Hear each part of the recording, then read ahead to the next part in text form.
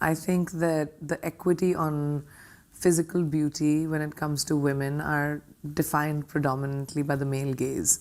And that makes it confusing, that, oh my gosh, your waist is not the right size, or your height's not the right size, or you look a certain way that makes you beautiful, or that doesn't make you beautiful. So that being judged by the male gaze and the beauty standards that have been created by patriarchal norms, because women have for a very long time lived as secondary citizens, that's hard. But when it came to me, my pageant, it gave me a springboard that I probably wouldn't have had. So individualistically for me, now as I look back in retrospect, I don't think I would ever be a part of a pageant now, this 40-year-old me. But at that time, it was very, very empowering. For a small town girl in a massive stage with 96 contestants being viewed around the world, it just felt like, wow, my life has suddenly changed. The cameras were like that, and now it's all on me. So that was a very empowering feeling. But more than that, it was a springboard to the entertainment business, which I don't think I would have ever had or chosen if that hadn't happened to me. So you said if you had to go back as the person you are now, you wouldn't. No. Why? I just don't want competition like that. I don't want to now. At my age, I don't want to be judged for my body type or if I can give a quick-witted answer in 60 seconds while the dong is going. There are complexities around pageants, and they can be highly empowering. But there's a lot that needs to change for them to be that way. So winning that pageant, gave you the foot in at the door, so to speak, in Bollywood, but it wasn't immediate acceptance or success. It's an industry in which, even today, I would say, to a large extent, the notion of beauty has got to do with, the color of your skin, a certain body shape. Did you ever feel like you were body shamed? Oh, absolutely. I was called black cat, dusky. What does even dusky mean? In a country of all dusky people. I mean, we're literally brown in India, but we still have so much equity on light skin. And of course, that comes from our colonial past. It comes from, it's not even been 100 years that we've shed the British Raj. So we still hold on to, I think, what we were made to feel subliminally. And it is up to us in our generation to be able to cut those ties and change it for the next generation so that they don't inherit the equity on light skin. They don't inherit the gender equality that we probably thought was normal.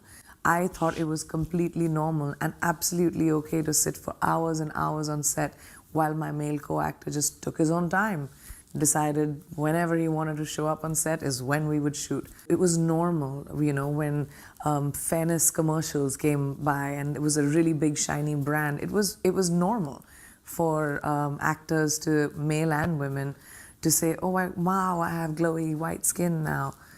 There was nothing wrong around it. When I was 21, 22, I did think that I was dark-skinned.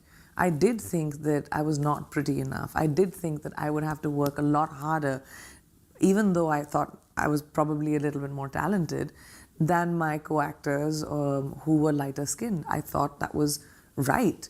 I thought that because it was so normalized. So I think as I grew up, I saw things in my career that I didn't even know were right or wrong. And I had to be educated and learn along the way. You studied in the US. You've written in your book about how you faced racism then, but that wasn't the only time, Almost 2 decades later, I think you also faced racism again when your first song released in the US. Did it hurt as much both times? And what was different about how you dealt with it?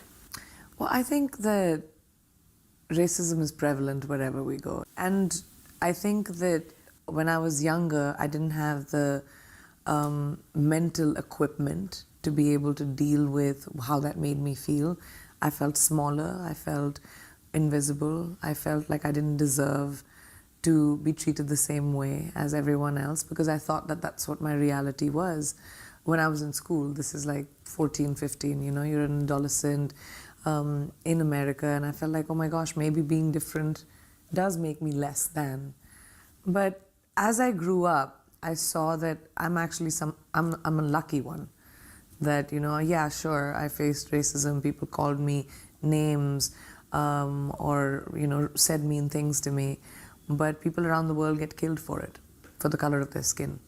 And I count myself as the lucky one, part of the lucky few that are able to stand up for themselves and have a voice for themselves. You've also been very vocal about the pay gap, and let's talk about that for both the industries that you're a part of. But let's start with Bollywood. What's been your experience of that? Well, I've never had pay parity in Bollywood. I've done 60-something movies, I think, but I've never got paid the same amount as my male co-actor. I just about, after 22 years of working, now finally in my show Citadel, finally had that. But that took 22 years. And when you say you didn't have pay parity, I mean, how different was it, Like I would get paid about 10% of my male co-actor. Wow. It's large, substantially large. And so many girls still deal with that.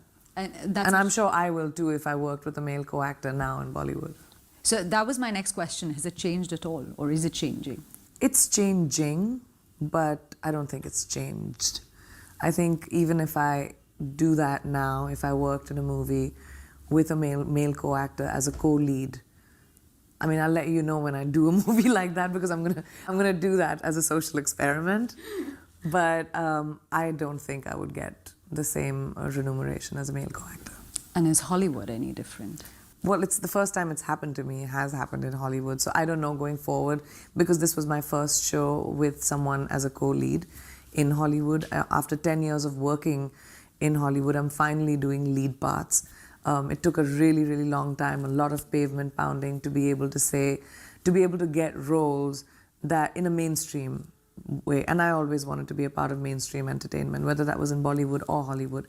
So it takes a long time anyway, but it took a really, really long time for me to be able to get to a part where I am doing leading roles and then to be able to command that kind of parity. But yeah, I've seen that there. I just don't know going forward if it will continue or not. I'll keep you posted on that one too.